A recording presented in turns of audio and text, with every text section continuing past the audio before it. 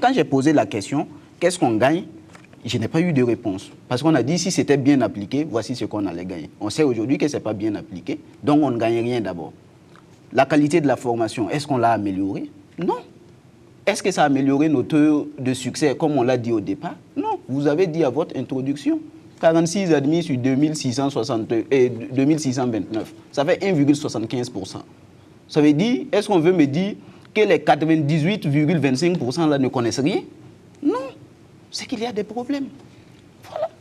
Alors, professeur, maintenant, oui, professeur Warouane. Poser un certain nombre. Avant qu'on donne la parole à Adama Coulibaly qui nous a rejoint entre-temps. Oui. Moi, pour la question des enseignants qui ne font pas correctement leur boulot, il y a un travail qui est en train d'être fait. Mais qu'est-ce qui est fait à l'heure actuelle? On avait par exemple des enseignants qui, par exemple, avaient deux boulots. Avaient des boulots à l'extérieur du pays et des boulots à l'intérieur. La question a été réglée.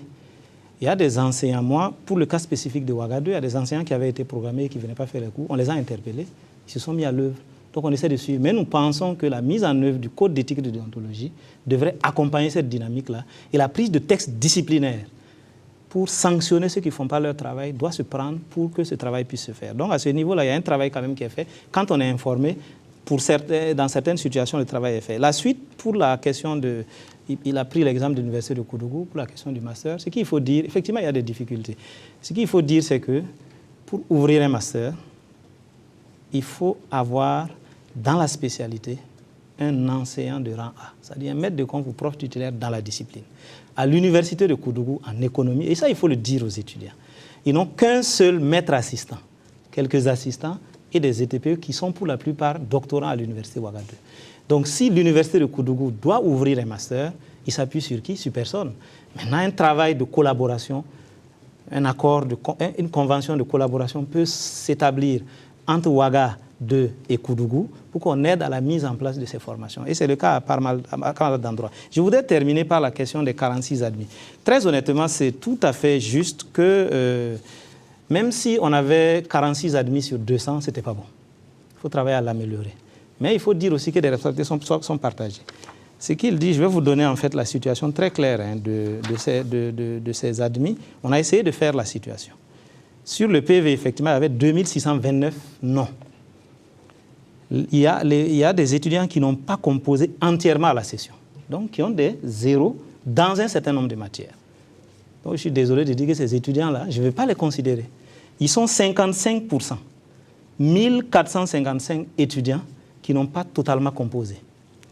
Vous avez des étudiants qui ont repris le S1, il y avait 1437. Et puis, ceux qui ont pris part vraiment à toutes les évaluations, ils étaient 1174. Ceux qui ont pris part vraiment aux évaluations. Et il y a des étudiants qui n'ont aucune note du tout. Ils sont un certain nombre, ils ne viennent pas du tout. Donc, on les a mis dans les 1455. Donc, il y a un véritable problème. Au-delà du taux de réussite, il y a un véritable problème. Et c'est lié à quoi? C'est lié au fait aussi qu'on a beaucoup d'étudiants qui viennent s'inscrire à l'université pour bénéficier de l'accompagnement social, pour bénéficier de l'aide, du FONER, du restaurant universitaire. Il y en a qui sont dans le privé parce que le gouvernement dit ne pas avoir les moyens de donner l'aide et le FONER à tous les étudiants. Il le limite aux étudiants du public. Il y a beaucoup d'étudiants qui sont dans le privé qui viennent juste s'inscrire, ils viennent composer dans quelques matières pour réunir les conditions du renouvellement de l'aide. Il y a des gens comme ça. Donc c'est assez nuancé, mais je dis, si je prends même le nombre d'étudiants le nombre qui a composé dans l'ensemble des matières, ils sont 1174, 46 admis, c'est un problème. Donc nous devons travailler à le corriger et puis avancer. On va donner la parole à Adama Coulibaly et après on revient. Adama Coulibaly qui a recueilli les appels et les commentaires des téléspectateurs. Bonsoir Adama Coulibaly. Bonsoir Simon Gongo et bonsoir chers téléspectateurs. Contribution, nous en avons eu. Aruna Padiene, il faut, comme le réclament les étudiants depuis fort longtemps, mettre les infrastructures en place, sensibiliser les acteurs, former et recruter le personnel nécessaire avant d'entamer ce processus bien que nécessaire, mais qui demande de l'organisation. C'est ce qui a manqué. Je demande donc une pause dans le processus pour repartir sur de bonnes bases.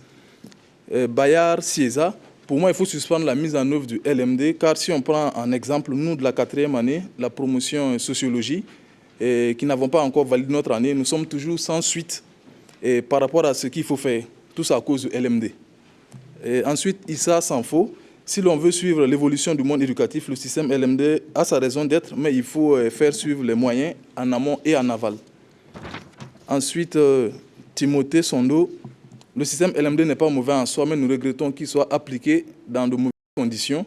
Ainsi, il essaie de travailler à pouvoir réunir les conditions pour sa bonne marche. Cela consiste à recruter plus de professeurs qualifiés, à construire plus de salles et à garantir les stages. Nous venons aux questions.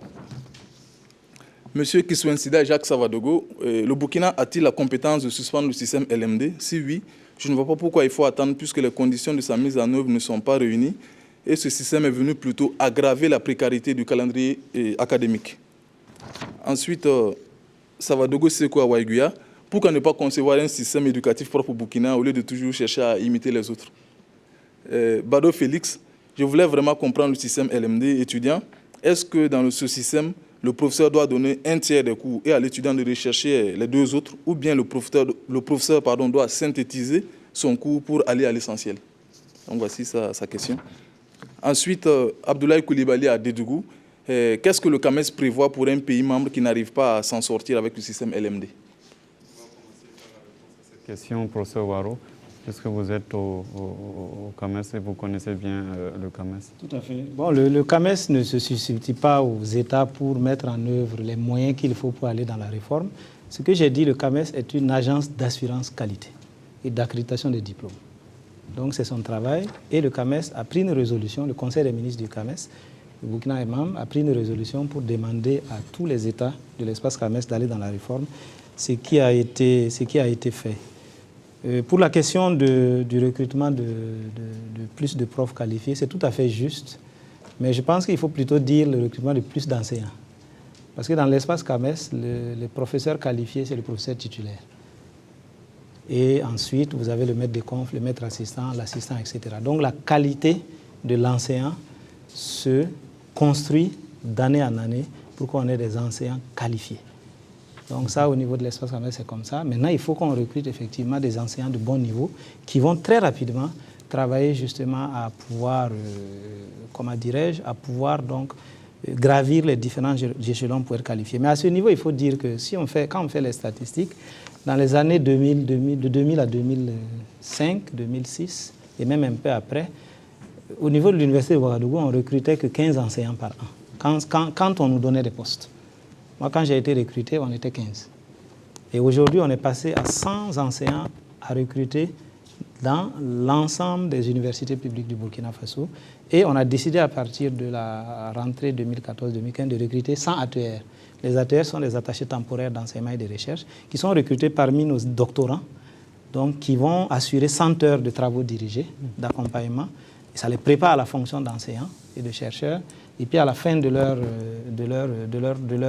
études, lorsqu'ils auront obtenu le doctorat, ils seront recrutés dès que les postes seront créés. Mais ce que je voudrais dire, ça fait 2 ans maintenant qu'on a appliqué donc, le quota de recruter 100 enseignants.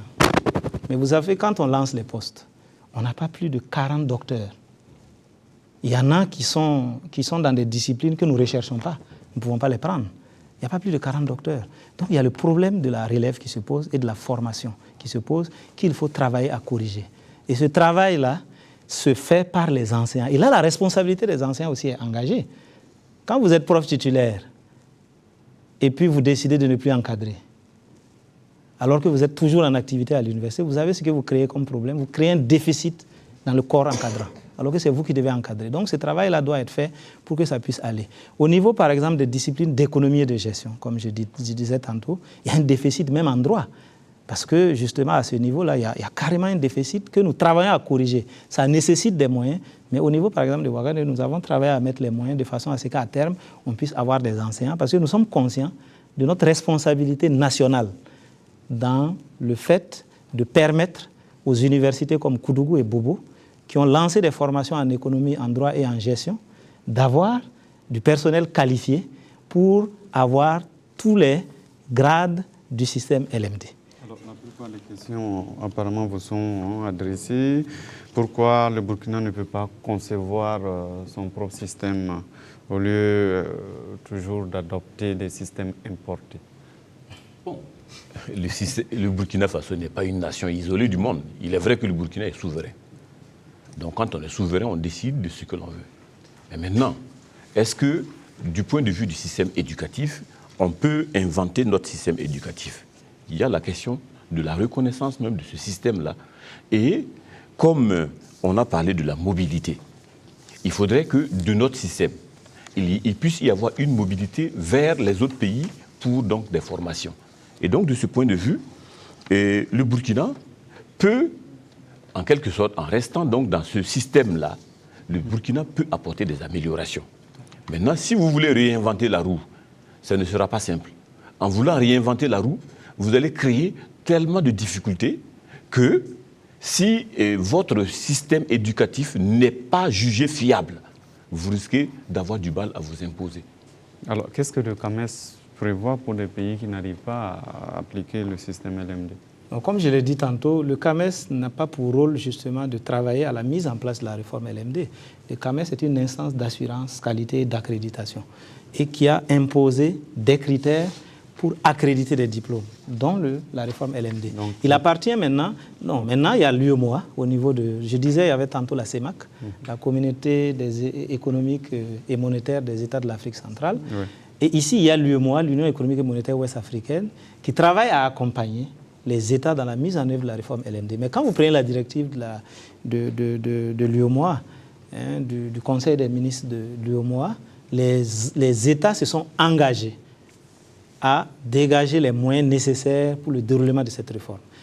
Je pense que c'est à ce niveau-là, pour ce qui est de la responsabilité de l'État, parce que je tiens à le préciser, les responsabilités sont partagées. Il y a la responsabilité des États, il y a la responsabilité des enseignants, il y a la responsabilité de l'administration universitaire, il y a la responsabilité des étudiants et tout. Donc, au niveau de la responsabilité de l'État, ça n'a pas suivi. C'est-à-dire que cet engagement-là n'a pas suivi. Et ce n'est pas propre au Burkina.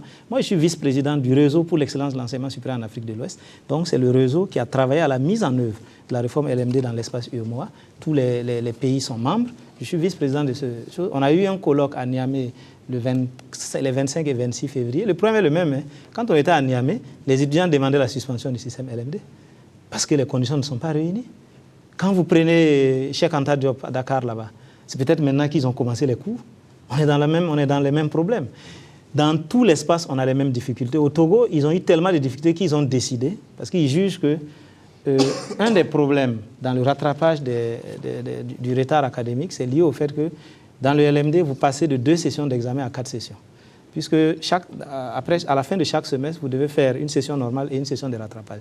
Ils ont décidé, au niveau de l'Université de Lomé, de supprimer les sessions de rattrapage. Ça veut dire que tous ces pays-là, comme je vous dis, on se retrouve, on aura un colloque en septembre à Ouagadougou, partagent les mêmes difficultés au niveau de l'espace et chacun essaie de trouver des solutions pour réguler le retard, et eux, c'est cette solution qu'ils ont trouvée. Patrice Oenga, on va vous donner la parole pour ne pas laisser les professeurs monopoliser par rapport à ce qui est dit. Une question qui Est-ce que vous êtes prêt, par exemple, à ce qu'on revienne à l'expérience du Togo, 2 examens un examen par session, c'est ça? Voilà. Non, nous avons dit, le problème du système LMD là, c'est congénital. C'est dès le début qu'il y a eu un problème, parce qu'on n'a pas réuni les conditions